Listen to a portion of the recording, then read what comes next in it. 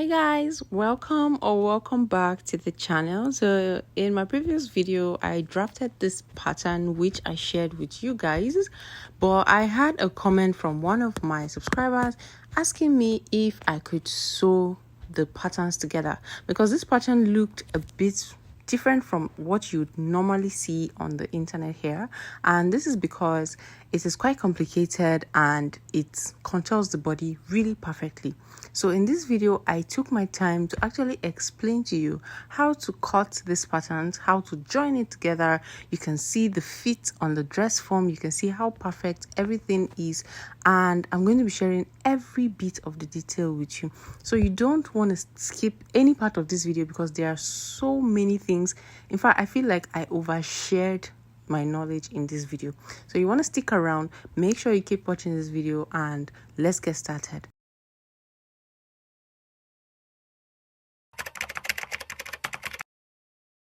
So the first thing I'm doing in this video is to transfer this pattern to a fresh pattern paper.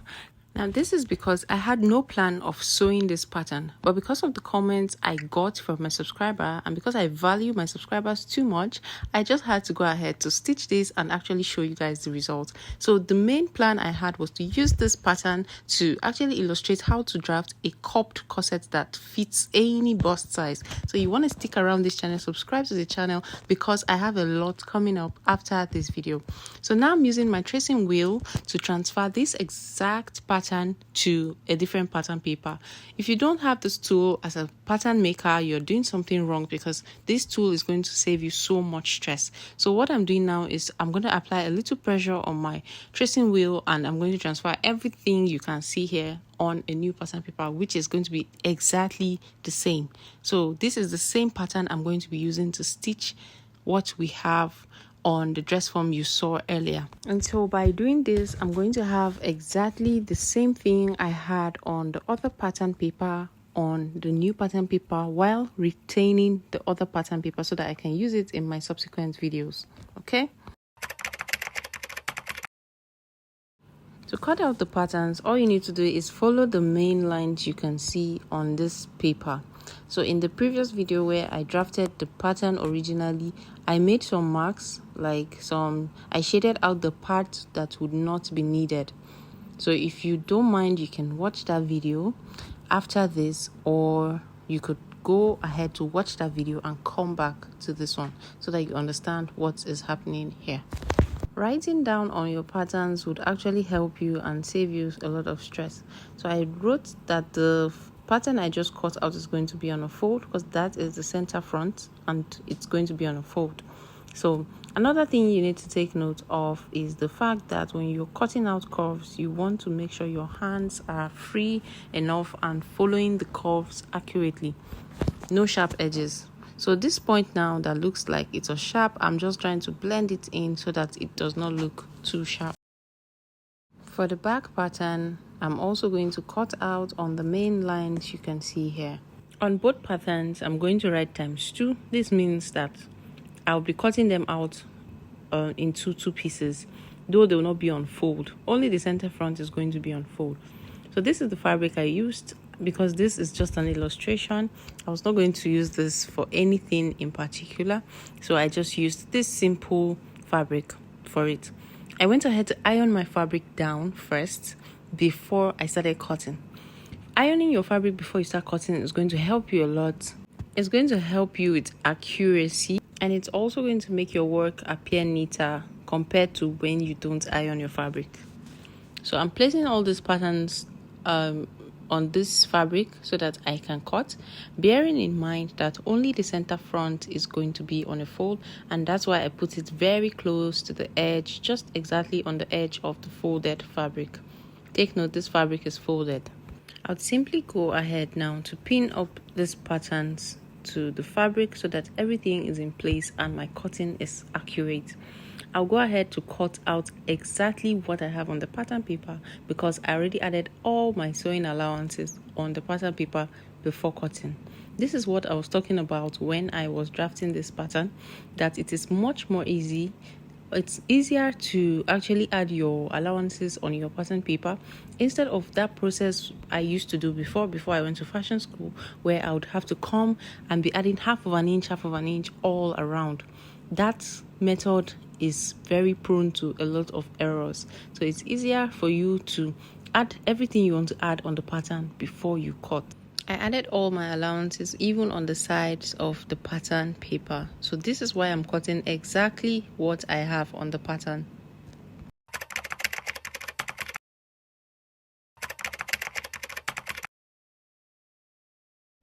So these are the patterns I just cut out, and you can see that I cut out exactly what I have on the pattern. In order to join these fabrics, especially if you are a beginner, a bonus tip would be marking out your underbust and your waist lines on the fabric, so that it would ensure accurate process of joining. So when you mark this part on the pattern paper, you want to make sure you are giving them notches. These notches would help you to remember or to ensure accuracy when you start joining them together. Because of the bust curve that is going to be formed, a lot of beginners find it difficult to actually stitch these parts accurately. These notches are quite essential if you are a beginner, because it will help you to make sure everything is accurate.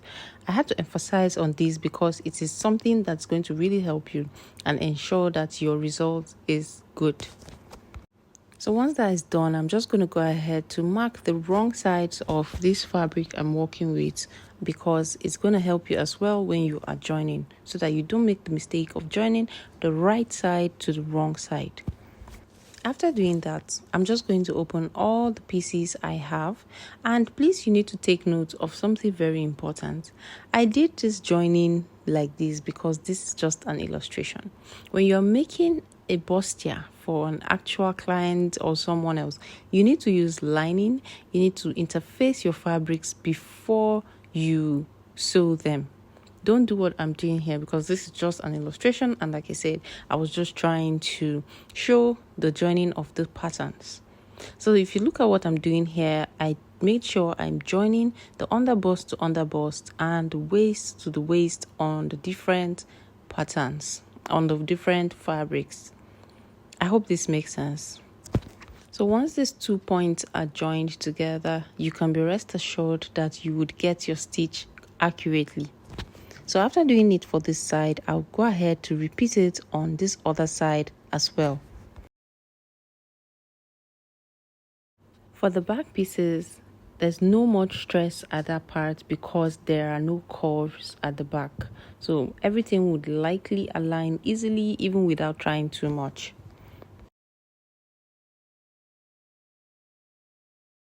For the stitching aspects, you can see that I had a thread that was not going to match with the fabric I'm working with, and I'm changing it despite the fact that this is just an illustration. There is never a justifiable reason to do the wrong things. These are the little things that we do that make the outcome of our dresses look tacky, and you're wondering what exactly is wrong. So to start stitching, one mistake that people make is trying to stitch a bustier from the top part.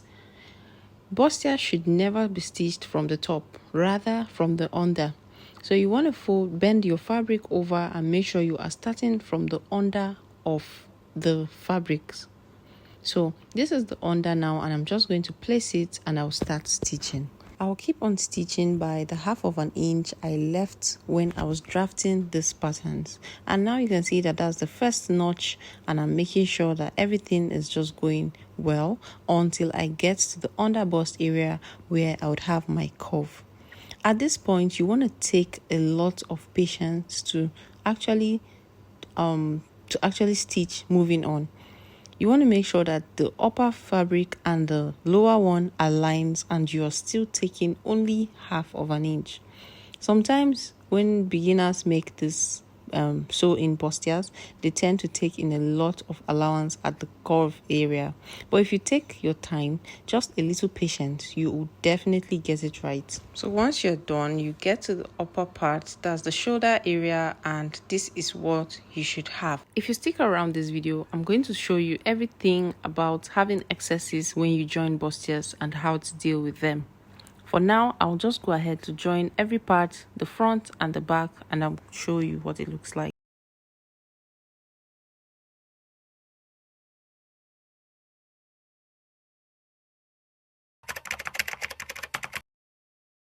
Because of the fact that a human being cuts this fabric, and when you stitch curves, a chance of having an excess is quite inevitable. You might have just half of an inch or like about 0.2 to 0.5 inches excess, just like I have shown in this video. Anything more than 0.5 might indicate that your cutting is wrong.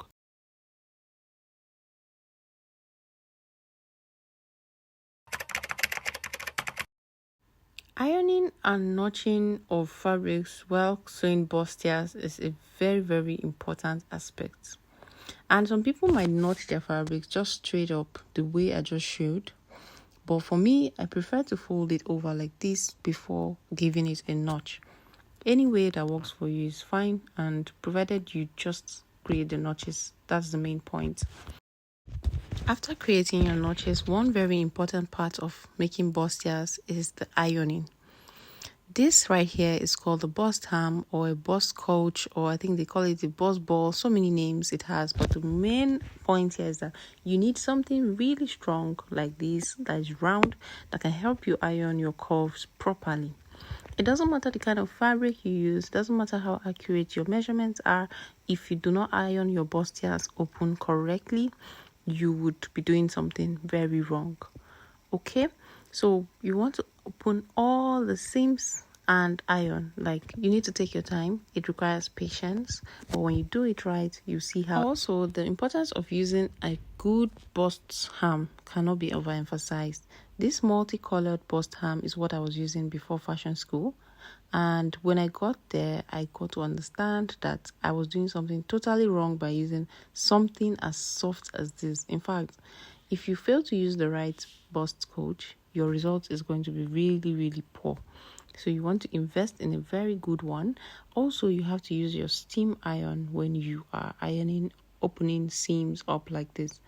At the time I recorded this video, I couldn't use my steam iron, but that was not an excuse. I still made use of water. I sprinkled water all over the fabric before I ironed.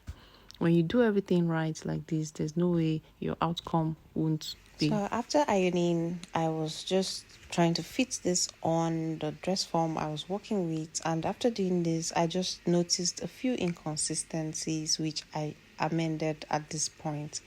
Because of my ironing, I could easily tell where the center of my fabric was, so I placed the necklines on each other, and I noticed there was a little inconsistency on the other shoulder. This is still what I was talking about when I was talking about trying to align when you stitch curves. So make sure you're placing everything correctly before you cut off anything. And mind you, I've said it before, if you have any excess that's more than half of an inch, you want to take note of the fact that your drafting is probably wrong.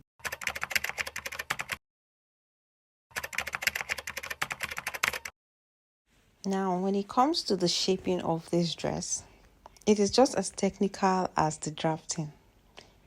And the drafting, here you can see that the sides align from the drafting. This is intentional because when you are shaping this dress, if you go ahead to place your tape across how you normally do, you are going to get it terribly wrong. It is not going to align that way. And this is why I took my time to explain this part, because if you do this method where you normally put your tape across and try to get the measurements, it will never work.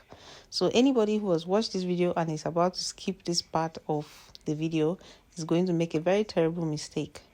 So now, to shape this dress, what you need to do is to take your tape and you're going to measure across every vertical point of this dress. Now just watch what I'm doing. At the bust point now, I'm going to place my tape across all around from the front bodies. On the waistline, I'll also take what I have at that point for the front bodies still. And on the hip line as well, I'll do the same thing. I'll pick up the back bodies and I'm going to take the measurements I have separately on all these parts as well. Taking note of the fact that I have a zip allowance on this fabric. So on the back bodies, you want to take note of the 1 inch allowance put in place for the zip before you take your measurements. So once you're done taking all these measurements, you want to add them all up together. Then you take out your actual measurements from them and share it across on the sides of this dress. This is how you take your measurements and you shape your dress easily. So once that was done, I went ahead to actually stitch it. But before then, I'm just going to emphasize that when I drafted this pattern, I told you to add up to 3 inches allowance. It might surprise you to know that even 3 inches might not even be enough. Make sure you're adding enough because you'll be stitching. You need enough allowances by the time you've cut out this fabric and you're joining it back. So 3 to 4 inches is what you should add on the additional to the main body's allowance. I hope this makes sense. If you don't understand, you might need to watch the other video. I went ahead to stitch up this fabric and to my greatest surprise, I went to stitch rubbish. I made a mistake to stitch the wrong side to the right side, which I always warn you against. So after making that mistake, I had to repeat, of course, and restitch it all over again. This made me so tired, and I was just so tired. I wanted to show you guys how to stitch the zip, but I couldn't because I lost my vibe. Before you stitch the shoulder, now you want to place them on each other like this. Make sure you are aligning the necklines. That should be your major cause for concern. Any other excess you have can be trimmed off from the side, from the shoulder area, not from the neckline area. Make sure you align the necklines together. I'm repeating this again. Make sure you align the necklines together. Any excess you have can be trimmed from the shoulder area. Like I said before, a human being cuts this fabric, and because some fabrics can stretch a bit, you might just have a little excess like this. And I still keep emphasizing just a little excess is fine. If you have too much excess, you might want to check again and confirm that your measurements are correct. So this brings me now towards the end of this video. If you've learned anything from this video so far, I'm going to encourage you to subscribe, to like this video, because there's a lot coming on. So this is the pattern where I drafted, and if you remember, I said you should add up to 1 inch because of the joining and the shoulder area. So this is me trying to mark out 1 inch on the zip allowance area. Even on the part where I contoured, I took 1 inch for the zip. And guys, this is what we got at the end. I hope the person who asked the question is now convinced and not confused about the pattern I put out on that video. Thank you so much for watching this video, guys. If you're interested, you could contact me on Instagram to make a request or suggestions for the next video you'd like to see. Thank you, guys. Bye.